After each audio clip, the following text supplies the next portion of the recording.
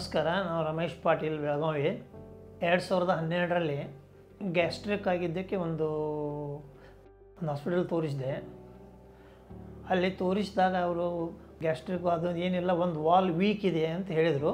ಅದರ ಪ್ರೆಸೆಂಟ್ ನಡೀತದ, ಏನು ಪ್ರಾಬ್ಲಮ್ಸ್ ಇಲ್ಲ ಅಂತ ಹೇಳಿದರು. ಆಮೇಲೆ ಬೆಳಗಾವಿಯಲ್ಲಿ ಕೇಳಿದ್ದೀವಿ, ಧಾರವಾಡದಲ್ಲಿ ಕೇಳಿದ್ದೀವಿ, ಹುಬ್ಬಳ್ಳಿಯಲ್ಲಿ ಕಾಂಟ್ಯಾಕ್ಟ್ ಮಾಡಿದ್ದೀವಿ. ಅವರೆಲ್ಲರೂ ಓಪನ್ ಹಾರ್ಟ್ ಸರ್ಜರಿ ಮಾಡಬೇಕು, ವಾಲ್ ರಿಪ್ಲೇಸ್ಮೆಂಟ್ ಮಾಡಬೇಕು ಅಂತಂದು ಒಂದೇ ಒಂದು ರಿಪ್ಲೈ ಬರ್ತಾಯಿದ್ದು. ಆ ರಿಪ್ಲೈ ನನಗೆ ಲೈಕ್ ಆಗ್ತಾಯಿದ್ದಿರ್ಕಿಲ್ಲ. ಯಾಕೆ ಓಪನ್ ಹಾರ್ಟ್ ಸರ್ಜರಿ ಮಾಡೋದು ಬೇಡ, ಇದ್ದರೆ ಎಷ್ಟು ದಿವಸ ಇರ್ತೀವಿ ಹೇಗೆ ಇರೋನು, ಎಂದು ಹೋಗ್ತದೆ ಅವತ್ತು ಹೋಗಲಿ ಅಂತ ಈ ನಿರ್ಣಯದಲ್ಲಿ ಇದ್ದಿದ್ದೆ ನಾನು.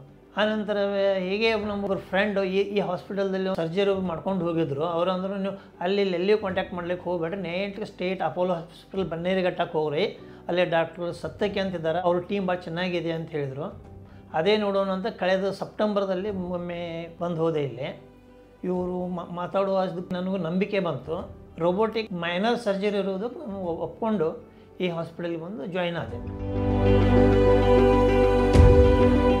ನಮ್ಮ ಮನೆಯವರಿಗಿದು ವಾಲ್ ರಿಪ್ಲೇಸ್ಮೆಂಟ್ ಅಂತ ಕೇಳಿದ ತಕ್ಷಣದಿಂದ ನಾವೆಲ್ಲ ಭಾಳ ಟೆನ್ಷನ್ ಒಳಗಿದ್ದೀವಿ. ಹೇಗಿದ್ರಿಂದ ಹೊರಗೆ ಬರೋದು ಅಂಥೇಳಿ. ಅವರು ಓಪನ್ ಹಾರ್ಟ್ ಸರ್ಜರಿಗೆ ಒಪ್ತಾ ಇರಲಿಲ್ಲ, ನಮಗೂ ಅದು ಹೋಗೋದಿರಲಿಲ್ಲ.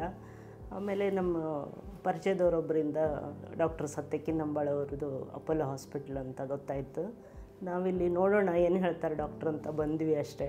ಆದರೆ ಇಲ್ಲಿ ಬಂದಮೇಲೆ ನಾವು ಬೇರೆ ಎಲ್ಲೂ ಹೋಗಬಾರ್ದು, ಇಲ್ಲೇನೇ ನಾವು ಟ್ರೀಟ್ ಮಾಡಿಸ್ಕೋಬೇಕು, ಚೆನ್ನಾಗಿ ಮಾಡ್ತಾರೆ ಅಂತ ವಿಶ್ವಾಸ ಬಂದಮೇಲೆ ಇಲ್ಲಿ ಬಂದ್ವಿ. ಒಂದು 15 ಡೇಸ್ ಆಯಿತು ನಮ್ಮ ಮನೆಯವ್ರದ್ದು ಆಪ್ರೇಷನ್ ಆಗಿ. ಸರ್ಜರಿ ಆದ ನಂತರ ಶಾರ್ಟ್ ಟೈಮ್ದಲ್ಲಿ ಕ್ಯೂರಿಂಗ್ ಆಯಿತು, ಯಾವುದೇ ರೀತಿ ತೊಂದರೆ ಇಲ್ಲ. ಸರ್ಜರಿ ಮಾಡುವಾಗ ಸಹಿತ ಮಾಡಿದರೂ ಇಲ್ಲೋ ಅಂತ ನನಗೆ ಗುರುತೂ ಆಗಿಲ್ಲ. ಆ್ಯಸ್ ಇಟ್ ಈಸ್ ನಾರ್ಮಲ್ ಹೇಗಿದೆ ಹಾಗೇ ಇದ್ದೀನಿ. ನಮ್ಮ ಹಾಸ್ಪಿಟ್ಲಿಗೆ ಬಂದಿದ್ದೀವಿ ಅನ್ನೋ ಅನುಭವನೂ ಆಗಲಿಲ್ಲ, ಅಥವಾ ಏನೂ ಟೆನ್ಷನ್ ಇಲ್ಲದೆ ಎಲ್ಲ ಆಯಿತು.